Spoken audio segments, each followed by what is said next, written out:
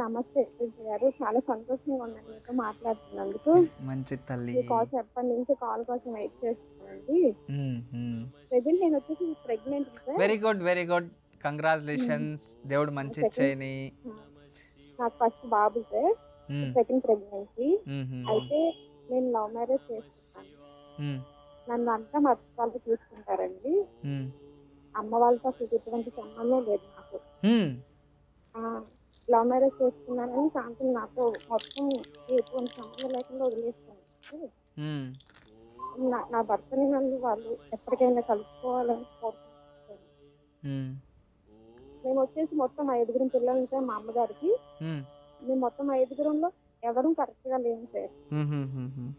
ఒకరికి సంబంధం అంటూ అసలు ఏమీ లేదు. ఏదో ఉంటున్నామని సంబంధం ఏం లేదు సార్. నా భర్త నా పుట్టింటి వాళ్ళు అత్తింటి వాళ్ళు కలుసుకోవాలని కోరుకుంటున్నాను. దానికోసం మీకు కాల్ చేశాను.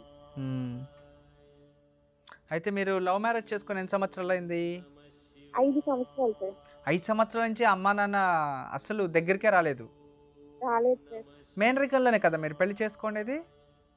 లేదు, మేనరికం కాదు సార్, చుట్టాలు అవుతారు. ఓకే, చుట్టాలు అంటే ఏదో ఒక రకంగా సంబంధికులే. సంబంధికులు. ఇంకెందుకు మీ పైన అంత ద్వేషం వీళ్ళకి?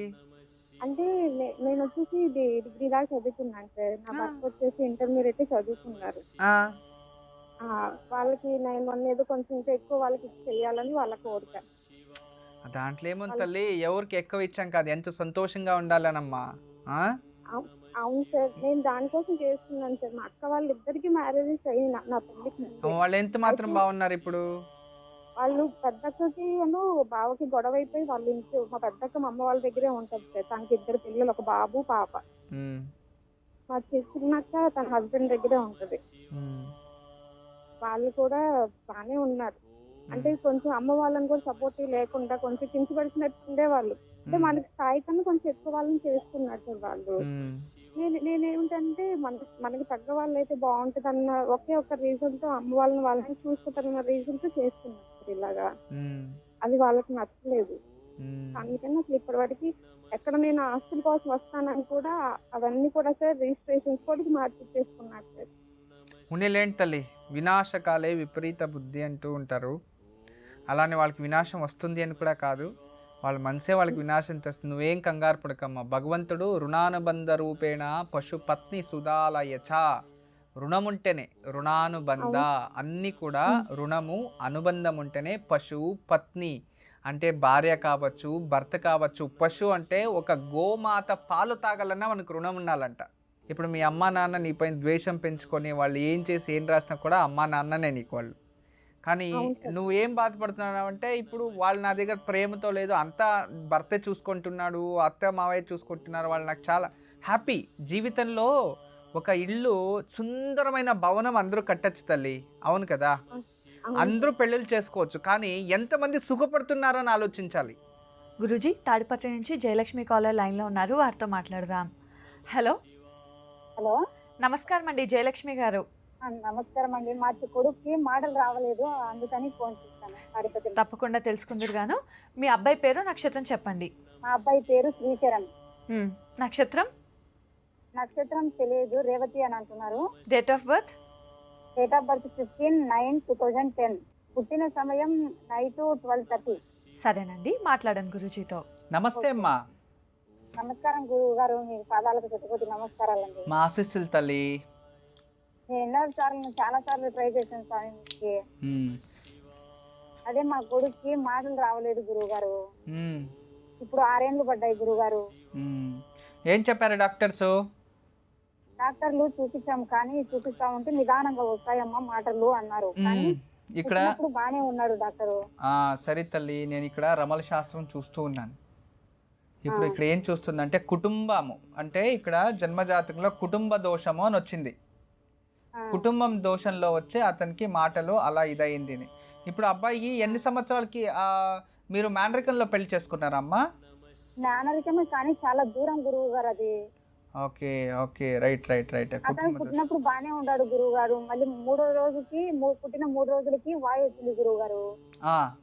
వాయు వచ్చిన తర్వాత మళ్ళీ హాస్పిటల్కి తీసుకెళ్ళాము, బాగా అయినాడు, ఇంకా మాటలు వస్తాయిలే, బాగుంటాలి అని ఊర్లో వాళ్ళు బాగుంటాడు యాక్టివ్గా ఉంటాడని అందరు అన్నారు. సర్లే ఇంకా బాగుంటాడు కదా అని మేము కూడా నెగ్లెక్ట్ చేసినాం గురువు గారు. 5 years పడ్డాక కానీ మాటలు రాలేదని బెంగళూరుకి తీసుకెళ్ళినాం నిమ్హాన్స్కి.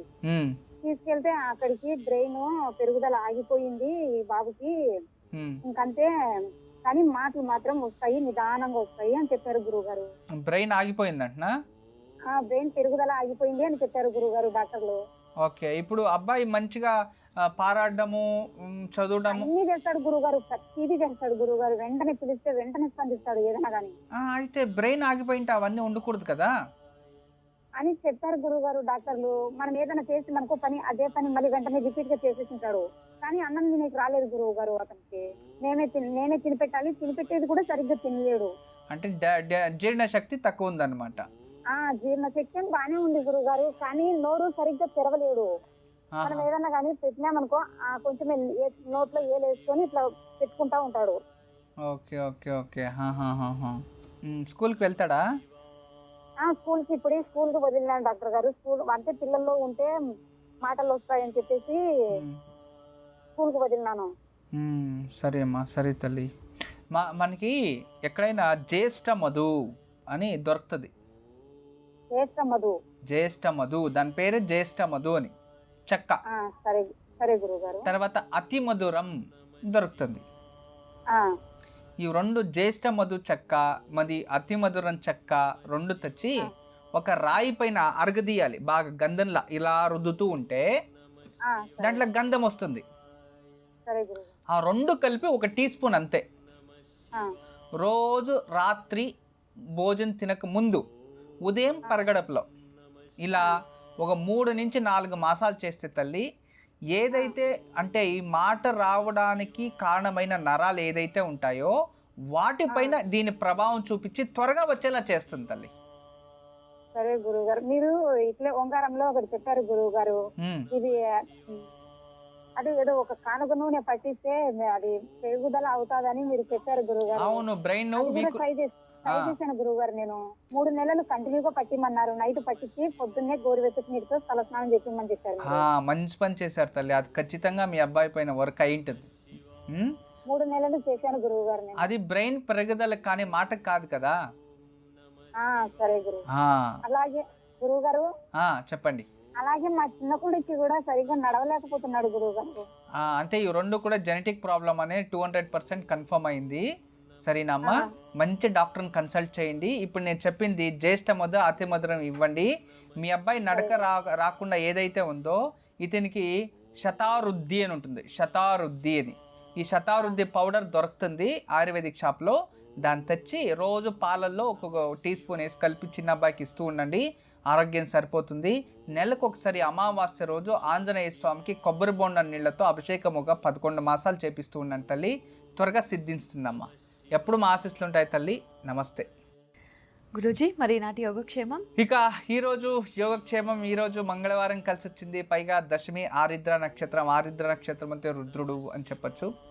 తర్వాత రెండోది ఏంటంటే ఈ యొక్క సాయంత్రము 6:30 తర్వాత ఆరిద్ర అయిన తర్వాత పునర్వాసు, మృగశిర, ఆరిద్ర, పునర్వాసు. గురు అంటే నక్షత్రాలు 2 తిథి ఒకటే ఉంటుంది, కానీ సాయంత్రం సూర్యుడు అస్తమించిన తర్వాత నక్షత్రం మారుతుంది. అందువలన ఈరోజు గురు అనుగ్రహం కూడా మనకి యథేచ్ఛంగా దొరుకుతుంది. మంగళ గురువు అంటుంటాం దీనికి, చాలా విశేషం. అందువల్ల ఈరోజు మనము చేయాల్సిన యోగక్షేమం, దివ్యమైన యోగక్షేమం. అప్పులు అంటే గురువు అంటే ధనకారకుడు కదా, మనం ఇచ్చిన డబ్బు తిరిగి రావాలి, లేదో మన ఏదో అప్పులు ఉంటాయి చాలా ఎక్కువైపోయి ఉంటుంది, అవి తగ్గాలి. ఇలా చేయాలంటే మీరేం చేయాలంటే ఈరోజు ఒక చిన్న కొబ్బరికాయని ఇంటికి తెచ్చి దాన్ని జుట్టు మొత్తం తీసేసి దాని కుంకుమ రాసేసి దాన్ని చక్కగా దేవుడి గదిలో పెట్టి దానికి పూజ చేయాలి. పూజ చేసి